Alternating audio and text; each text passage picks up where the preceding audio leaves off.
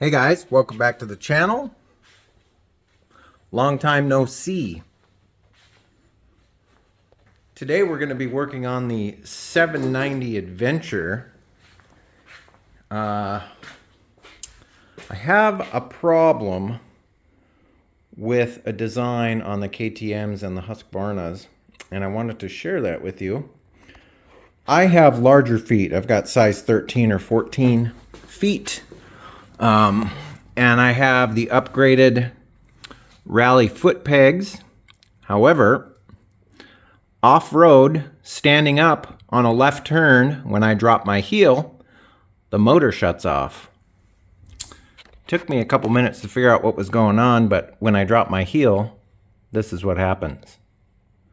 The kickstand gets pushed down a little bit, and there is a sensor right here. And that sensor, if it thinks your kickstand is down and you're in gear, it will shut the motor off on you.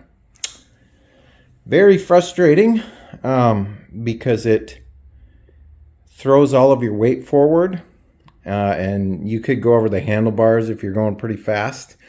Luckily, I was only going about 25, 30 when it first happened.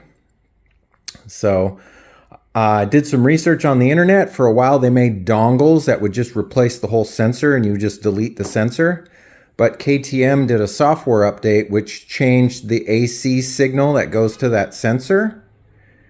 And so all of the dongles were rendered useless at that point. So the solution that I came up with was very simple. This is like a $20 part on the Rottweiler website. I will leave a link in the description. But basically, you just take the sensor off and the magnet that's on the kickstand, and you put them on this bracket, and then you can bolt the bracket or zip tie the bracket up out of the way somewhere on the underside of the engine down there. So some people will take all of the skid plate and all of this stuff off. There's about 20 videos on YouTube about how to install this thing. I'm not going to show a time lapse of that. I'm going to show you where I decided or ended up putting it as far as after the fact once I get it removed. But it's pretty straightforward other than that. And I should not have any problems of the bike shutting off on a left turn or a jump or whatever the case may be that would make that kickstand push down just a little bit. And it doesn't take much. I think about ½ an inch is all it takes to get that to shut the motor off. But other than that, I'm going to go through, get this installed, and show you the end product here when I'm done. Okay, this one took a little while. Here are the parts that I ended up removing. This is a wire protector that goes behind the sprocket, the front sprocket, and I'll show you why I took all this stuff off. So I removed the sensor entirely from the kickstand here. That's gone. I ended up taking this guard off and the shift linkage. I took this bolt out of the shift linkage so I had some room to work. I loosened up the chain so that I could take the chain off of the front sprocket, and then I slid the sensor and the wire all the way up to this area right here. And then I had to slide it. There's a bundle of wires up here in your clutch cable. I slid it around and under that, and then you could see the wire running over here. Brought it over to this side of the engine, and then it's tucked down in here. Nice and protected. You can't see it really from the outside of the bike, and it's serviceable sitting there. So I thought that was a pretty slick spot to put it, and it really doesn't change the look of the bike.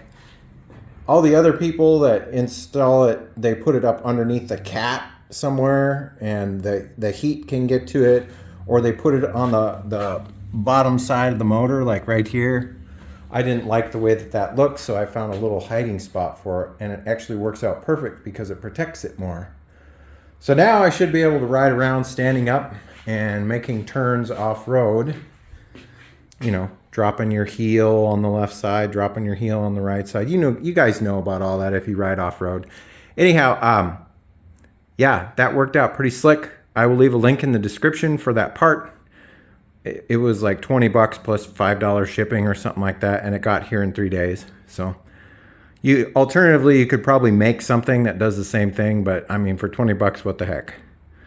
But other than that, I think that's probably gonna be it for this video.